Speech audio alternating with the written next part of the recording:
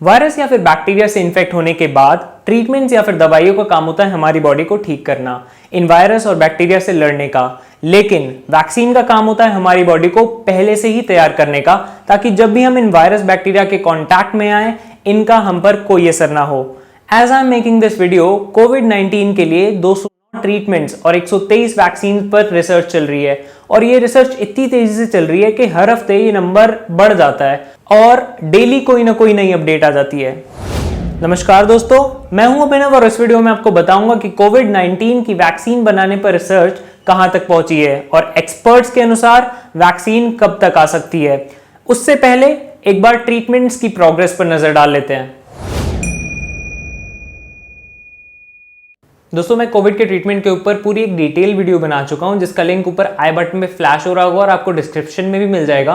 लेकिन वो वीडियो आई थी 2 हफ्ते पहले, तो 2 हफ्ते में कुछ डेवलपमेंट्स हुई हैं। मेनली 2 बड़ी डेवलपमेंट्स आई हैं। पहली है ड्रग रेमडेसिविर के ऊपर। पिछली वीडियो तक इस ड्रग पर केवल एक स्टडी हुई थी और ये काफी प्रॉमिसिंग ड्रग लग रहा था, उसके रिजल्ट्स पॉजिटिव थे स्टडी के। लेकिन उसके बाद 23 अप्रैल और 29 अप्रैल को 2 और स्टडीज आई हैं जिसके अकॉर्डिंग इस ड्रग के रिजल्ट्स इनकंक्लूसिव है, मतलब कोविड ट्रीटमेंट में इसका कुछ खास फायदा नहीं पाया गया। लेकिन 30 अप्रैल को एक काफी बड़ी डेवलपमेंट आई जब यूएस के नेशनल इंस्टीट्यूट ऑफ हेल्थ के अंदर चल रही एक स्टडी के रिजल्ट्स आए। इस स्टडी के अंदर यह पाया गया कि इस ड्रग के यूज से कोविड का जो ट्रीटमेंट टाइम है, रिकवरी टाइम है, वो 15 दिन से घट के 11 दिन हो गया। और ये एक सिग्निफिकेंट इंप्रूवमेंट है क्योंकि इससे क्या होगा कि हमें ज्यादा बेड्स अवेलेबल होंगे, हॉस्पिटलाइजेशन कैपेसिटी बढ़ेगी तो ज्यादा लोगों की जान बच पाएगी। लेकिन क्या ये ड्रग डेथ्स भी बचा सकता है, इसके ऊपर अभी कोई रिजल्ट नहीं आया है। अभी भी स्टडीज और ट्रायल्स चल रहे हैं। लेकिन ये फिर भी एक सिग्निफिकेंट डेवलपमेंट है। यूएस के टॉप डॉक्टर जो बहुत ही रेप्यूटेड हैं, डॉक्टर एंथनी फॉची ने इस ड्रग को रिकमेंड कर दिया सेम डे और अगले दिन यूएस के फूड एंड ड्रग एडमिनिस्ट्रेशन का इसका इमरजेंसी अप्रूवल आ गया कोविड ट्रीटमेंट में। इसके बाद 7 मई को जापान ने भी रेमडेसिविर को अप्रूव कर दिया सीवियर केसेस के ट्रीटमेंट के लिए और 8 मई को इंडियन गवर्नमेंट ने भी इंडियन फार्मास्यूटिकल कंपनी से बात की है कि इसका प्रोडक्शन इंडिया में कैसे किया जा सकता है। इसका प्रोडक्शन ज्यादातर यूएस में ही होता है। इंडियन कंपनीज ने बोला है कि वो यूएस कंपनी गिलीड साइंसेस के टच में है और वो कुछ ना कुछ ऑप्शन निकालेंगे ताकि इसका प्रोडक्शन इंडिया में भी चालू किया जा सके। रेमडेसिविर के कुछ साइड इफेक्ट्स भी सामने आए हैं जो एटलीस्ट हाइड्रोक्सीक्लोरोक्विन जितने सीवियर तो नहीं है, लेकिन 2 इसके मेजर साइड इफेक्ट्स हैं। पहला है, एक तो ये लिवर पर नेगेटिवली इफेक्ट डालता है। दूसरा, इसके अंदर nausea, vomiting, sweating, low blood pressure, इस तरीके की प्रॉब्लम्स आ सकती हैं। दूसरी मेजर डेवलपमेंट आई है इजराइल के Israel institute of biological research से, जहां उन्होंने एक मोनोक्लोनल एंटीबॉडी डेवलप करी है। ये एंटीबॉडी लैब के अंदर कोरोना वायरस को न्यूट्रलाइज करने में सक्षम पाई गई है और इसके अंदर हार्मफुल प्रोटीन्स भी कम है। लेकिन अभी भी रास्ता बहुत लंबा है। पहले ये लोग पेटेंट लेंगे, उसके बाद ह्यूमन ट्रायल्स करेंगे, उसके बाद रेगुलेटरी अप्रूवल्स लेंगे और इस पूरे प्रोसेस में 6 महीने से 1 साल का समय लगेगा। उसके बाद जाकर ये कहीं मैन्युफैक्चर होगी और पब्लिक डोमेन में अवेलेबल होगी। तो अभी तक की कोविड ट्रीटमेंट की रिसर्च के अंदर प्लाज्मा थेरेपी और रेमडेसिविर ड्रग ही कारगर साबित हुए हैं, लेकिन इनका इस्तेमाल भी केवल सीवियर केसेस के लिए किया जा रहा है क्योंकि अभी तक पूरी एफिकेसी और सेफ्टी इनकी स्टैब्लिश नहीं हुई है। इसके अलावा हाइड्रोक्सीक्लोरोक्विन ड्रग जिसकी कॉन्फ्लिक्टिंग स्टडीज आई हैं, कुछ पॉजिटिव रिजल्ट्स हैं, कुछ नेगेटिव रिजल्ट्स हैं, वो भी काफी ज्यादा यूज किया जा रहा है क्योंकि वो सस्ता है और इजीली अवेलेबल है। अब बात करते हैं इस वीडियो के मेन मुद्दे पे, जो है कोविड-19 की वैक्सीन। एक बार फटाफट से देख लेते हैं कि ये सब वैक्सीन काम कैसे करती हैं। दरअसल वैक्सीन के अंदर वायरस के ही कुछ पार्ट होता है, कुछ अंश होता है। जब वैक्सीन को बॉडी के अंदर डाला जाता है तब बॉडी इस वायरस के खिलाफ एंटीबॉडीज डेवलप कर लेती है।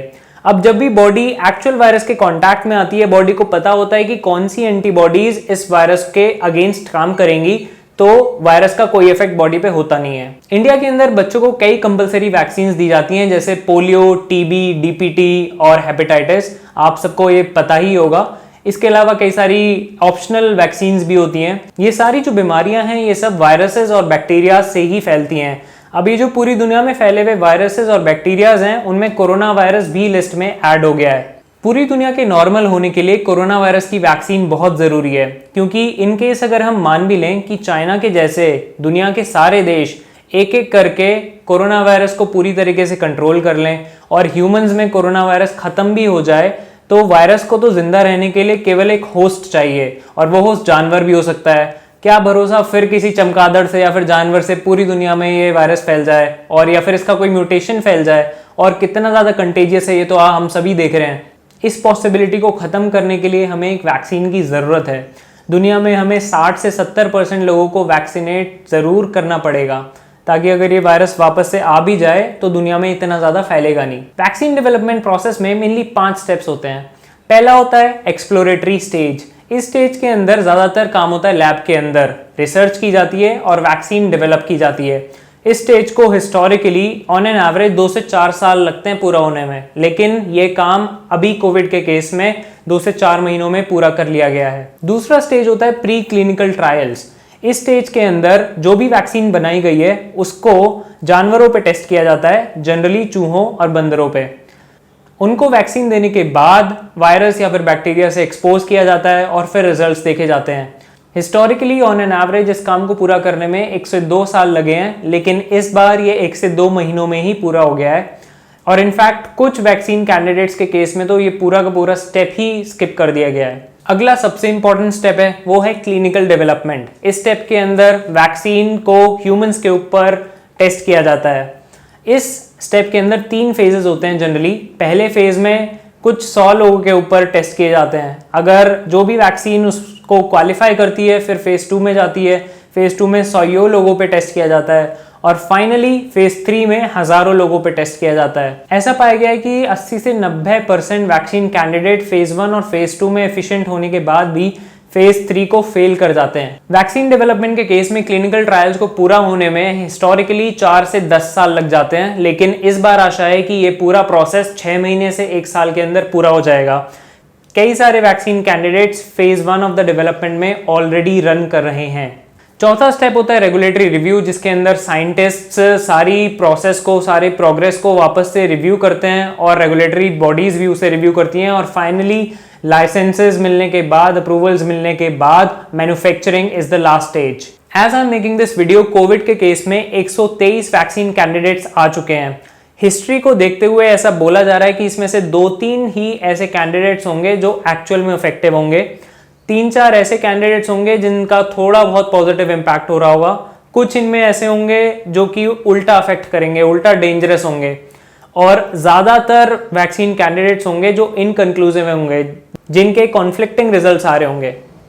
इन सब वैक्सीन्स को अलग अलग प्राइवेट कंपनीज, रिसर्च इंस्टीट्यूट्स और यूनिवर्सिटीज ने डेवलप किया है, अकेले या फिर मिलजुल के। As per WHO, as I am making this video, अभी तक 82 vaccine candidates animal trial stage में हैं, उनके एनिमल्स के ऊपर ट्रायल चल रहे हैं।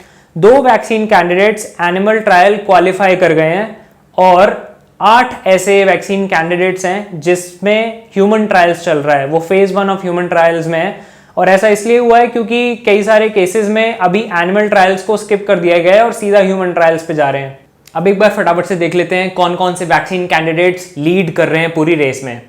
पहला है ऑक्सफोर्ड यूनिवर्सिटी का vaccine candidate CHAdOxL, I don't know इसको प्रोनाउंस कैसे करना है, तो मैं चेडॉक्सिल बोलूंगा। अब ये जो चेडॉक्सिल है इसको डायरेक्टली ह्यूमन ट्रायल्स में भेज दिया गया है, क्योंकि ये वैक्सीन एक्चुअल में मर्स के लिए, that is middle east respiratory syndrome, जो एक कोरोना वायरस फैमिली का ही वायरस है, उसके लिए बनाई गई थी। हालांकि सेम वैक्सीन को यूनाइटेड स्टेट्स के अंदर एक स्टडी की गई 6 मकाक मंकीज पर, और 6 के 6 मकाक मंकीज को ये वैक्सीन देने के बाद एक हैवी वायरल लोड के साथ एक्सपोज कर दिया गया, और ये सारे के सारे मंकीज 28 दिन बाद भी हेल्दी थे।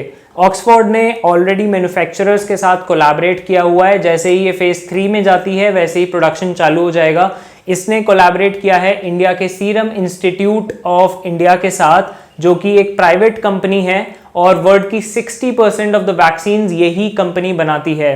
ये कंपनी एक बहुत बड़ा रिस्क ले रही है। अगर ये वैक्सीन ट्रायल्स में फेल हो गई तो बहुत लॉस होगा इनका, लेकिन उतना ही ज्यादा फायदा होगा अगर ये वैक्सीन क्वालिफाई कर गई तो। इसने ऑलरेडी प्रोडक्शन की तैयारी चालू कर दी है अप्रैल से ही।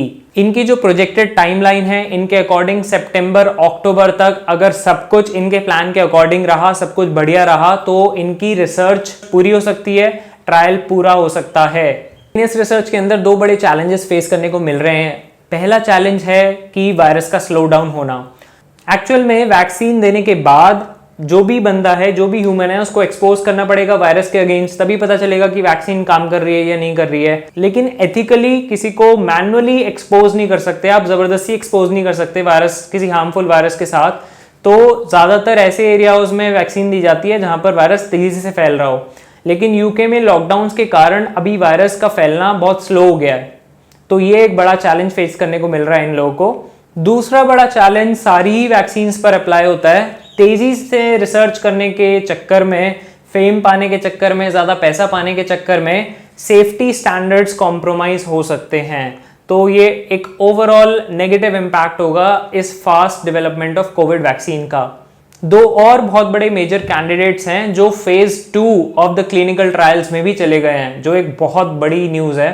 फेज 2 में एक मॉडर्ना जो यूएस की एक कंपनी है वो phase 2 of the clinical trials में जा चुकी है, और एक हांगकांग की कंपनी है वो भी phase 2 of the clinical trials में जा चुकी है। और ये पूरी सिचुएशन में डेवलपमेंट बहुत ज़्यादा रैपिडली हो रही है। हो सकता है इस वीडियो के 1-2 दिन या 2-3 दिन बाद ही कोई 2-4 कंपनियां और फेज 2 में पहुंच जाएं, लेकिन अभी तक की जो मैंने रिसर्च की है ये 2 कंपनीज ही फेज 2 में जाती हुई मिली है मेरे को। 2 और वैक्सीन हैं जो कि एनिमल्स के ऊपर इफेक्टिव मिली हैं। एक चाइनीज वैक्सीन है सिनोवैक, जो कि मकाक मंकीज के ऊपर इफेक्टिव पाई गई है, और अभी इसका ह्यूमन ट्रायल चालू हो गया है 144 पार्टिसिपेंट्स के साथ। इसके अलावा दूसरी एक वैक्सीन डेवलप की है इटली ने, जो कि माइस, चूहे के अंदर इफेक्टिव पाई गई है। अगर इंडिया की बात की जाए तो इंडिया के अंदर भी 30 वैक्सीन पर काम चल रहा है। इंडिया के रिसर्च इंस्टीट्यूट्स और pharmaceutical companies total of 30 vaccine पर काम कर रही हैं। अब एक बार नजर डाल लेते हैं टाइमलाइन पर कि वैक्सीन आने में कितना टाइम लगेगा या फिर कब तक हमें वैक्सीन देखने को मिल सकती है।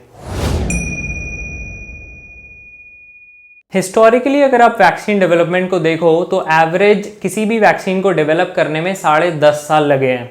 अभी तक की फास्टेस्ट वैक्सीन को डेवलप करने में, जो कि मम्स की वैक्सीन थी, उसे करीब 5 साल लगे थे।